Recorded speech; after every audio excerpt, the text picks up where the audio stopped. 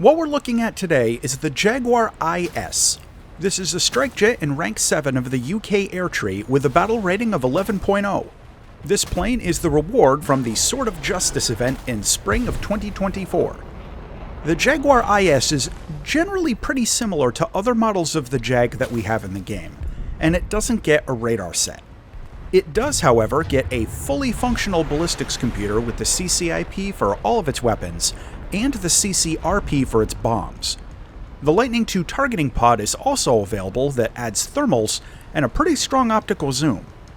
The plane's radar warning receiver is the ARI 18223.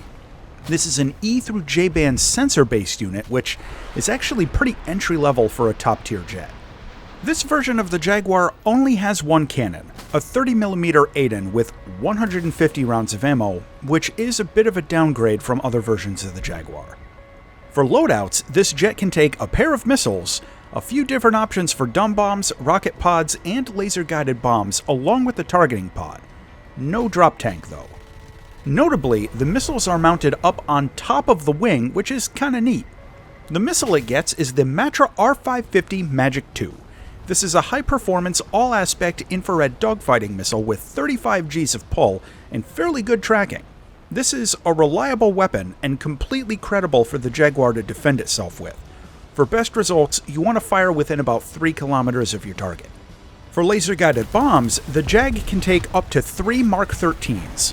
These are fairly basic LGBs with a little under 300 kilograms of explosive mass. They don't have inertial tracking, so the accuracy suffers pretty badly if you lose the laser lock, but they're still very powerful and will take out basically any ground targets on a direct hit. In terms of the Jaguar's flight performance, the news isn't great. This jet wasn't designed to be a dogfighter or anything, and its handling is pretty entry-level for a jet at this BR. The first thing to say is that taking an external weapon load makes an enormous difference, like you'll actually notice. And if you fly this out clean, for example with just the missiles on top of the wings, it really feels like a completely different jet than if you go out with a full load for ground pounding. With a weapon load, the acceleration is crap, the turn performance is pretty weak at most airspeeds, the energy retention is bad, and even the rate of climb suffers to a noticeable degree. Without bombs and rocket pods, it's a bit better, but still not very good compared to any of the air superiority fighters you'll face. For its maximum speed, this jet is transonic at low altitudes, and with a weapon load you can hover right at around Mach 1.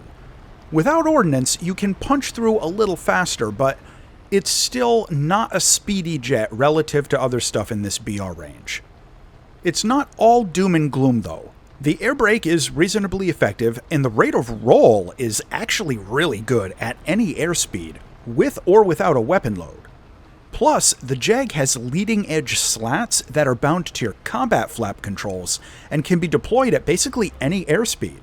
This can help turn performance for a few seconds in tight situations, at the cost of some energy retention. Taking the Jaguar IS out into air battles is pretty typical for a strike jet up at the top tier.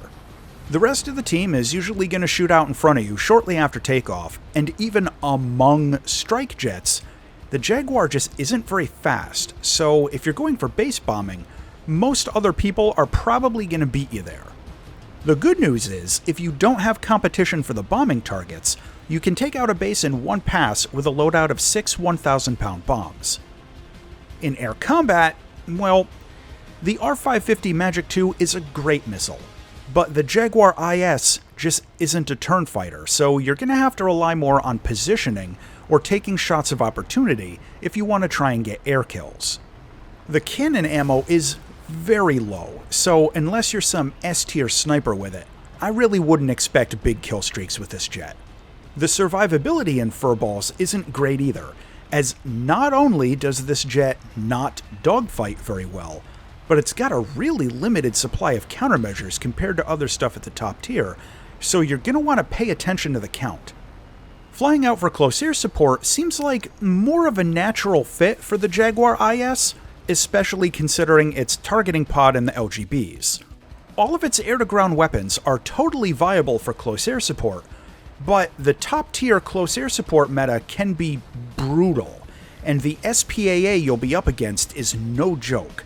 If you won this jet as the event prize and you're new to top tier close air support, expect to get shot down quite a bit.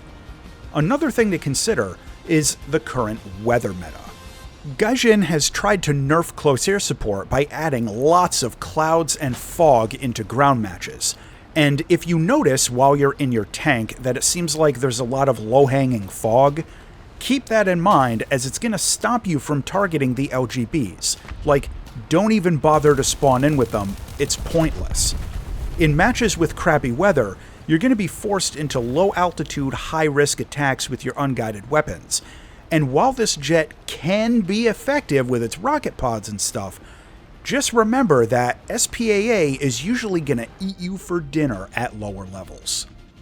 In terms of this jet's real-world history, India's use of the Jaguar was largely the result of their inability to source upgraded engines for the HF-24 Marut fighter bombers.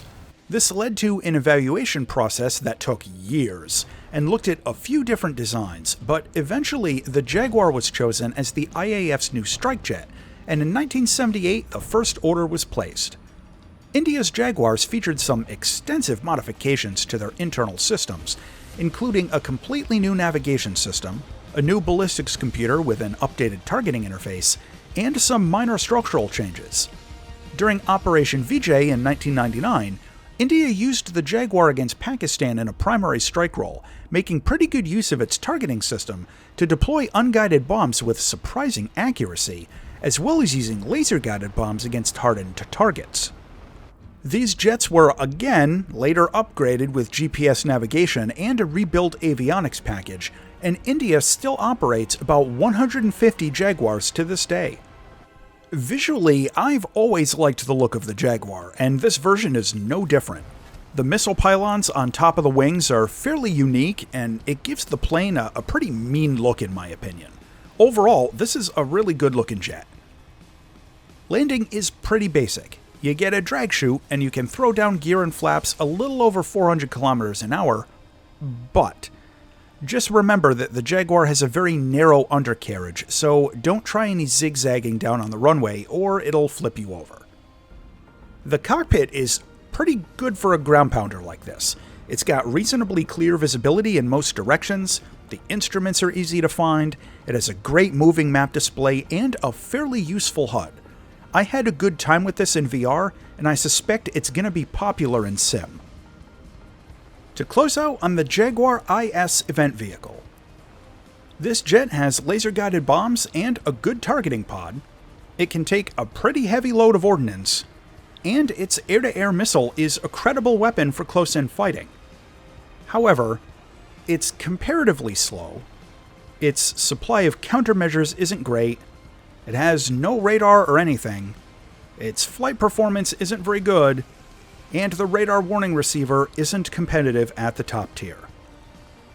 The final verdict on the Jaguar IS is that this plane basically fills a niche for a close air support jet in the British tech tree for players who haven't finished grinding up to rank 7 yet. In that role, it's not too bad. Otherwise, it really doesn't have anything to offer over the tech tree British Jaguars. As always, thanks for watching, and if you enjoyed this review, feel free to check out my other vids, they're all just as good.